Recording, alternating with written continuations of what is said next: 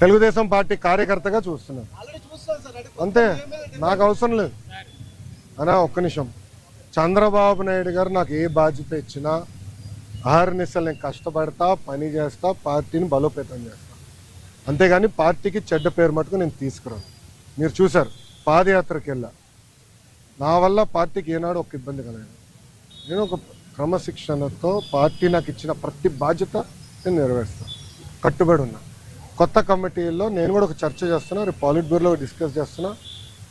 ఒక వ్యక్తి ఒక పదవిలో 3 టర్ముల కన్నా ఎక్కువ ఉండకూడదు నేను వ్యక్తిగతంగా నమ్ముతాను. అది నా వ్యక్తిగత అభిప్రాయం, పార్టీ అభిప్రాయం కాదు, నాయకుల అభిప్రాయం కాదు, నా అభిప్రాయం, లోకేష్గా నా అభిప్రాయం.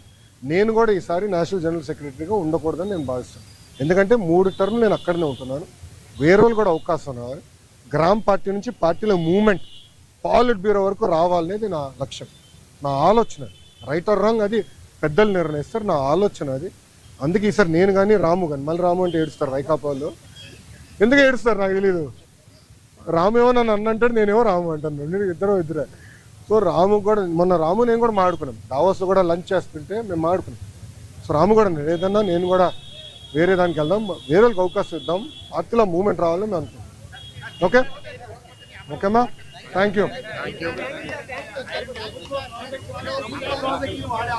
ఏంటన్నా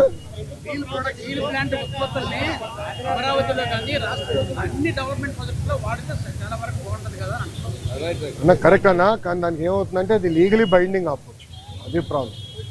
అంటే రేపు ఇప్పుడు ఓపెన్ మార్కెట్ ఉన్నప్పుడు ఏమవుతుందంటే, రేపు ఎవరన్నా కోర్టుకు వెళ్ళి ఒకటి కేసు ఇస్తాడు, ఇంకో వాళ్ళు ₹1 తక్కువ ఇస్తున్నారండి, ఫినిష్డ్, అడిగే వాళ్ళు గొడవలు అవుతాయి. ఆ ప్రాబ్లమ్స్ ఉన్నాయి, అది కూడా డిస్కస్ చేసాం. అది టెండర్ ప్రాసెస్ ఫాలో అయిపోతే మళ్ళీ అందరూ ఇబ్బంది పడతాం.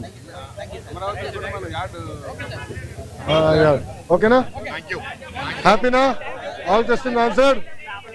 సాక్షి కూడా రాలా, నెక్స్ట్ టైం పట్టుకురండి, నెక్స్ట్ టైం పట్టుకురండి సాక్షిని. నేను ఎక్కడ ఉన్నా కదా, ఏం మరో సాక్షి TV9 రాలా, వచ్చాడు, TV9 వచ్చాడు, రెడీగా ఉన్నాడు. Okay boss, thank you sir, జై హింద్. Party office కలుస్తారా?